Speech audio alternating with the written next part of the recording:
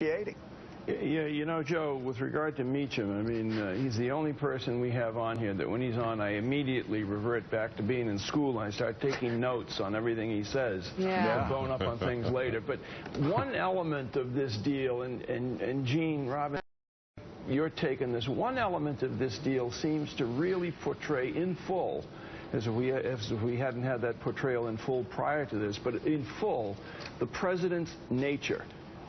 He knew, and John Kerry knew instinctively, that they could no longer hold the sanctions together. So they opted for containment, because their theory clearly is it's better to negotiate with Iran than bomb Iran. Do you agree with that?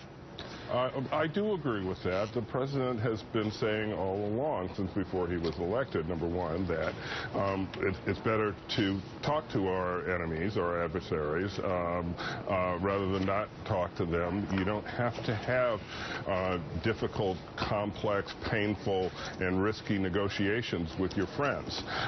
You have them with your adversaries, and so that's what we had with Iran. I think there are a couple of things that shouldn't be forgotten in this whole discussion. Number one, it is not a U.S.-Iran agreement. It's an agreement between Iran and the permanent 5 members of the Security Council plus 1. And so the other countries on the Security Council, especially China and Russia, were not expected to hew to any sort of intensified sanctions regime, nor were they expected to keep the sanctions regime that we have now in place if these talks had failed.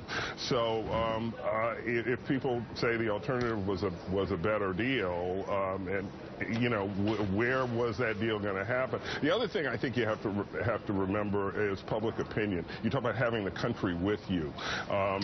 He may not have a majority of the Senate with him, but I'll bet that this deal actually ends up being more popular among the than the discussion totally agree. would lead you to believe.